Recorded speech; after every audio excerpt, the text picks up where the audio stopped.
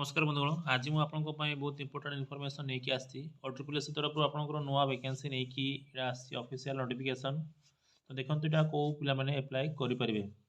तो ये आज आपंकर ऑफिशियल नोटिफिकेशन आपर फार्मासिस्ट एवं आपंकर मल्टीपर्पज वर्कर मेडिकल मेल पाई। तो यहाँ आपर डिस्ट्रिक्ट कैडर पोस्ट तो यार ऑनलाइन एप्लिकेशन प्रोसेस आपर 22/12 स्टार्ट होगी 16/1/2024 पर्यंत रहिबो। तो यार ऑफिशियल एडवर्टाइजमेंट आपण माने ऑटोप्लेस ऑफिशियल साइट को जाइए डाउनलोड करके देखिपारे आपर डिस्ट्रिक्ट वाइज आपंकर केते वैकेंसी रोचे और कैटेगरी वाइज वैकेंसी कौन रोचे एथिरे आपंकर डिटेल एग्जाम प्रोसेस आपण माने देखा पाइबे। तो सीटा आपण माने देखिदेवे जे आपंकर कौन कौन सब आपर रोचे।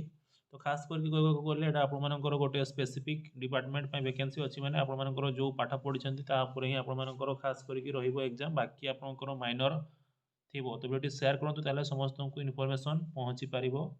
धन्यवाद। जय हिंद।